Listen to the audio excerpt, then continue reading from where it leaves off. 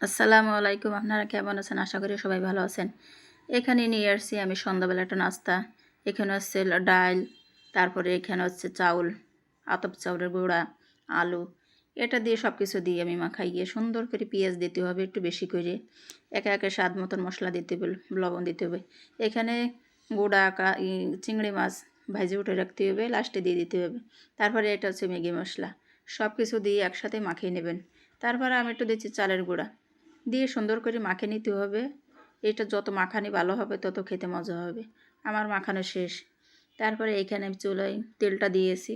তেলটা গরম হয়ে গেলে আমি হালকা হালকা দিয়ে দেব। এটা হচ্ছে একটু জাস্ট লম্বা মতন দিয়ে দেবেন। তারপরে এইখানে বেশি দেওয়া যাবে না, অল্প পরিমাণ মতন দিতে হবে। সুন্দর একটা কালারও এসছে, দেখতে তো পারছেন আপনারা।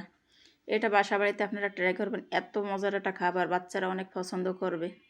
যদি বাসা বাড়িতে যদি কোনো গেস্ট আসে তাদেরও দিতে পারবেন। এটা সস দিয়েও মজা লাগে, শসা দিয়েও মজা লাগে। একটা মজার একটা খাবার, আপনারা ট্রাই করবেন। আর আমার ভিডিও যদি আপনাদের ভালো লাগে আমাদের একটা লাইক দেবেন, সাবস্ক্রাইব দেবেন, এই বোনটার পাশে থাকবেন। এখানে আমি ভেজে নিয়ে এসেছি পুরোটা। কত সুন্দর একটা কালার আসছে, আর ভিতরে এত খাস্তা, খেতে অনেক মজা। আপনারা এটা ট্রাই করবেন বাসা বাড়িতে। তারপরে এখানে আমি আমার ছেলে খেতে চলে আসলাম। এটা আমরা সস দিয়ে খাচ্ছি, শসা দিয়েও খাওয়া যায়। শসা দিয়ে খালি হয় কি জিনিসটা অনেক মজা লাগে।